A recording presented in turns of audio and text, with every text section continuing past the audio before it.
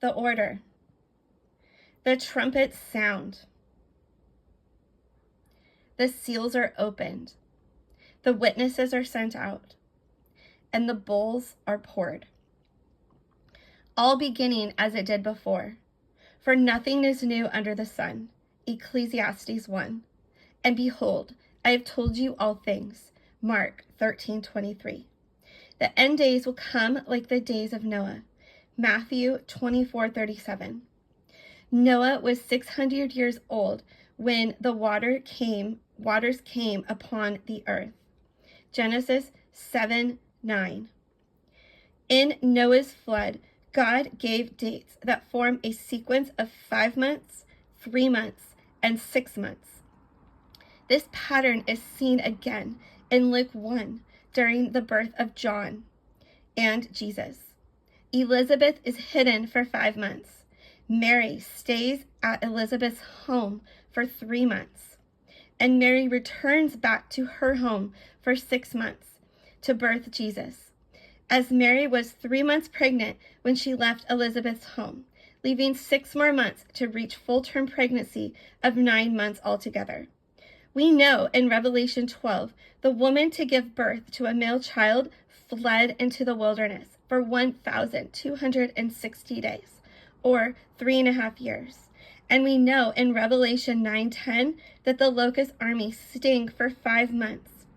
In Matthew 24:22, Jesus said, for the elect's sake, he shortened the days, or no flesh would survive, shortening 3.5 years to 5 months.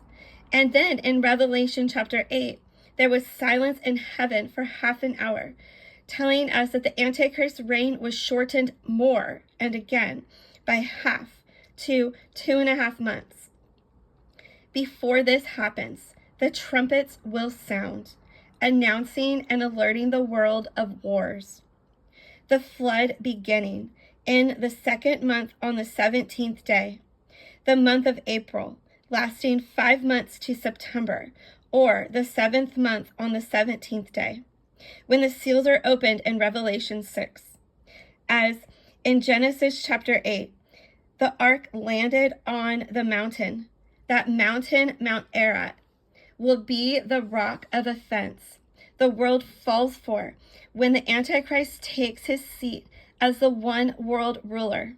For 2.5 months, from September to December, the seals in Revelation 6 will be opened, and the 2 witnesses, the 144,000, the first fruits, God's election, the chosen vessels, witness to the lost.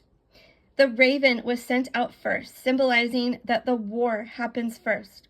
Then the dove was sent out, symbolizing the Holy Spirit being sent to all of God's chosen vessels during the flood to witness to the lost and to find dry land.